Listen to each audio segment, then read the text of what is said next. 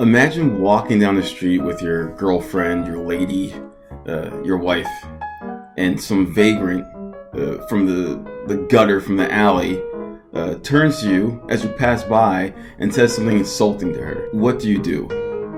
You have a choice to retaliate, to say something back. You think to yourself, what does this guy want? Does he want violence? Or does he see me with my pride and my happiness? He wants to take that from me. He wants to take that sense of peace and serenity that I have because he doesn't have it, and he wants to disrupt it. He's not enjoying himself, and he wants to ensure you're not enjoying yourself. So he wants to take that joy and derive joy from you being all kaput.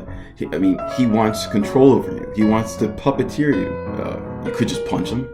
Then he has like a rusty piece of metal and stabs you with it. Now you're brought into a world you didn't want to get into. When you left the house with your girl, like you were going to the park to eat popcorn, and now you have to go to the emergency room, or maybe you go to the morgue because you're dead because he killed you, and then stole her wallet, whatever.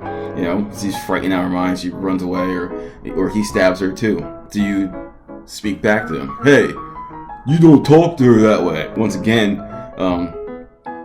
was that your intention when you left to talk to vagrants, the bums, And now you're exchanging energy. Your heart rate's rising up.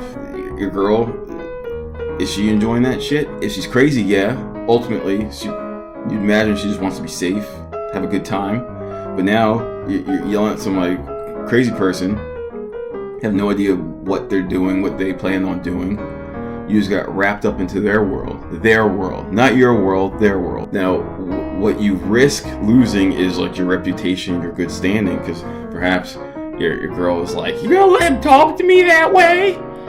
And you might think to yourself, "Yeah, I am." She may think that, "Oh, this dude's scared.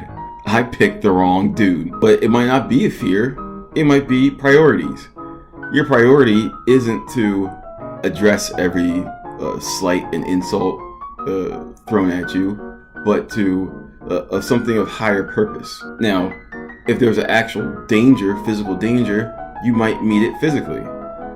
This person just threw an insult at you with words, verbally. So the only danger is verbal danger. And if you have legs and you keep walking, that danger might dissipate rather quickly. Is this random dude following you? Probably not. If you're stone cold, as in you don't even fidget or blink or flinch, he might be like, "Oh, I can't touch this guy. He's untouchable."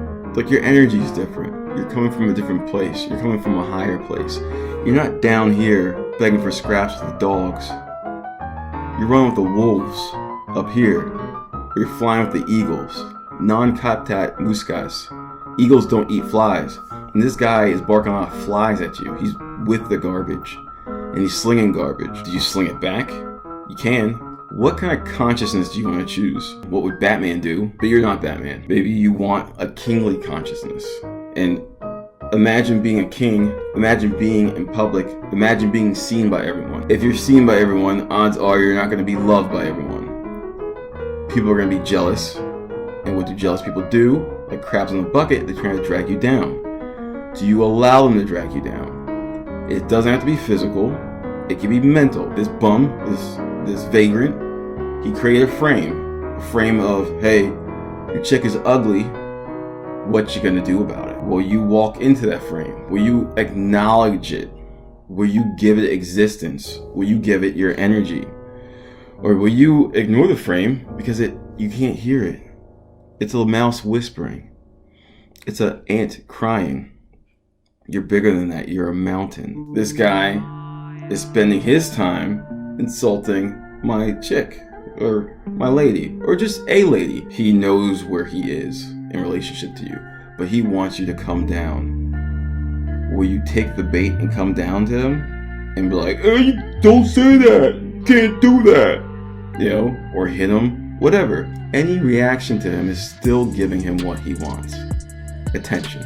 You still have what you have, and you still have your priorities. You still have your purpose and your goal. there was always going to be distractions and detractors. Jake Paul's a YouTuber and just fought an ex-NBA basketball player. And recently, he insulted Conor McGregor's wife. People said that Conor definitely has to fight him now. Jake Paul wants Conor McGregor's attention. Should Conor McGregor give him his attention? The perceived risk is Conor McGregor's reputation. But imagine being in this position, how often people are saying disparaging things about you, your wife, your family, whoever. Now, do you run after all of them? If you are an eagle, if you are a king, do you eat flies? When people try to rob our well-being and our energy, we have a choice whether we give them our well-being and our energy. And these are my thoughts on it. Curious what yours are. Thanks for watching. Namaste.